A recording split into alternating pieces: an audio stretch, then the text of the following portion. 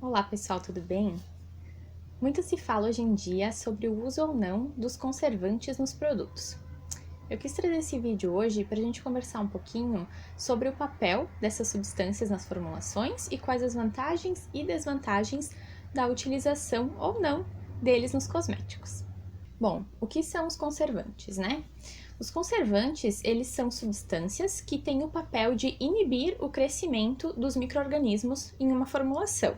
Como vocês sabem, os micro-organismos eles estão por toda parte, né? Na nossa pele, no nosso cabelo, no nosso organismo, nas superfícies diversas, e eles são muito importantes na nossa vida, porque sem eles não seria possível, por exemplo, a decomposição da matéria orgânica, né? Que é muito importante.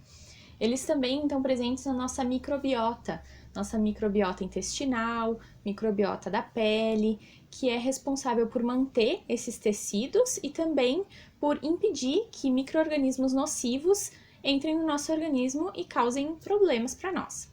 Porém, a gente também sabe que tem os micro-organismos nocivos, né? Que são aqueles que causam infecções, dermatites e tantos outros problemas, né? Pneumonia, infecção intestinal e diversas outras doenças, né? Que podem ser até fatais. Acontece que esses micro-organismos invisíveis a olho nu, eles precisam de duas coisas para se proliferarem. Eles precisam de água e nutrientes, na maioria dos casos, né?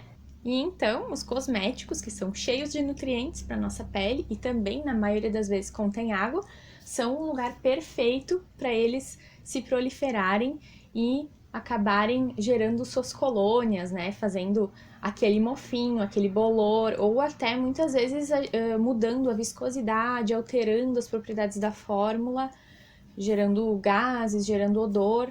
E muitas vezes eles estão ali, mas a gente não consegue perceber. Mas aí você pode se perguntar como é que eles vão parar, como é que os micro-organismos vão parar dentro da formulação, né? E isso pode acontecer de várias formas. Eles podem vir através da matéria-prima, ou de algum utensílio que está sendo utilizado que não foi bem higienizado, ou através da pessoa que está manipulando aquela formulação, ou mesmo através do uso do cosmético. Às vezes a pessoa vai pegar com a mão suja, vai introduzir a mão dentro do pote do creme e aí vai estar colocando o micro-organismo ali dentro, ou deixou o produto aberto e no ar tinha algum micro-organismo que acabou parando ali naquela formulação. Então, são diversas as formas que essa contaminação pode acontecer. A gente também sabe que é nocivo para a nossa pele interferir na nossa microbiota, porque ela pode ser prejudicada e pode acabar danificando ou impedindo ela de fazer a sua função principal, que é proteger a nossa pele, né?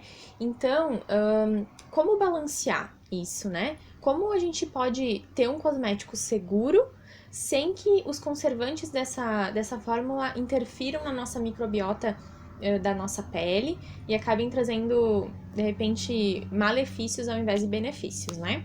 Bom, a gente pode pensar em algumas formas de ter um cosmético seguro sem a utilização de conservantes, mas também a gente tem que pensar que em algumas formulações vai ser necessário utilizar um conservante que a gente vai ter que pesquisar e optar pelo que seja mais seguro para a pele e que seja mais seguro para a utilização, né, que vai minimizar qualquer processo alérgico, mas que vai garantir que aquela formulação não vai desenvolver nenhum micro-organismo. Como eu falei para vocês, os micro-organismos eles precisam de água para se desenvolver, né? Então, uma alternativa que está sendo muito utilizada hoje em dia é a eliminação da água na formulação. Os produtos sólidos, por exemplo, sabonetes, shampoos sólidos, condicionadores sólidos, na maioria das vezes eles não precisam da utilização de um conservante. Porém, muitas vezes os conservantes são utilizados para assegurar que as condições de utilização e de armazenamento desses produtos não vão gerar nenhuma contaminação. Por exemplo, um condicionador sólido, né? Ele é feito de manteigas e óleos vegetais, produtos que não vai conter água na formulação. Porém, ele vai ser deixado no box do banheiro, a pessoa vai utilizar e ele vai ficar úmido, né? Então, nessa situação, pode ocorrer sim a contaminação e pode ser que essas bactérias ou fungos acabem se proliferando no produto. Então, muitas vezes é utilizado um conservante específico e junto com o antioxidante para garantir que essa formulação não vai rancificar, no caso do antioxidante, e não vai desenvolver micro-organismo. Também é preciso ter boas práticas de fabricação, né? Quem vai fazer esse produto, seja ele de forma artesanal ou de forma industrial, normalmente na indústria já tem, né, as boas práticas de fabricação, quem já é, por exemplo, registrado pela Anvisa, não tem como seguir outro protocolo a não ser esse, né? Mas assim, muitas vezes as pessoas fazem os produtos em casa, produtos artesanais, tem que ter essa noção, né? Que a gente precisa ter boas práticas de fabricação, que é higienização total da superfície de trabalho antes de começar a trabalhar, utilização de máscara, de luvas, prender o cabelo, utilizar um avental, uma roupa bem limpinha, né? E produzir o cosmético num ambiente mais limpo possível, né? Então, tudo isso tem que ser muito bem visto e controlado, né, para que não haja nenhuma contaminação. A higienização das embalagens também é essencial, né, e tudo isso pode ser feito através do álcool 70%, né, aplicação do álcool 70% em todas as superfícies, nas embalagens. Então, tem que se atentar a isso. Também é necessário orientar o cliente no momento da utilização, né, lá no modo de utilização do produto sempre vai estar escrito como que deve ser utilizado, né? Normalmente tem as orientações para não deixar aberto, né? Para utilizar sempre com a mão bem limpinha e tudo, né? Mas a gente tem que lembrar que é responsabilidade do fabricante fornecer um produto que seja seguro para o uso, né?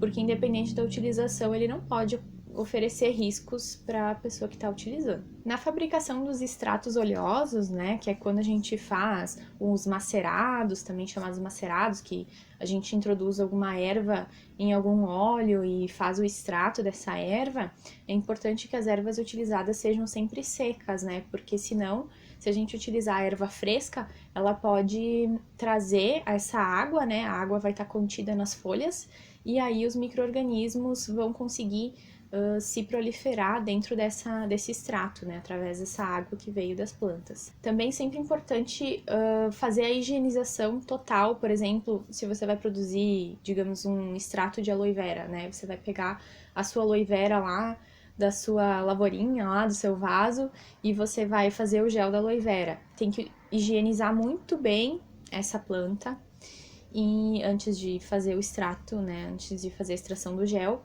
e conservar em geladeira, né? Se você não utilizar nenhum conservante, tem que deixar essa formulação em geladeira, porque daí não vai desenvolver micro-organismos.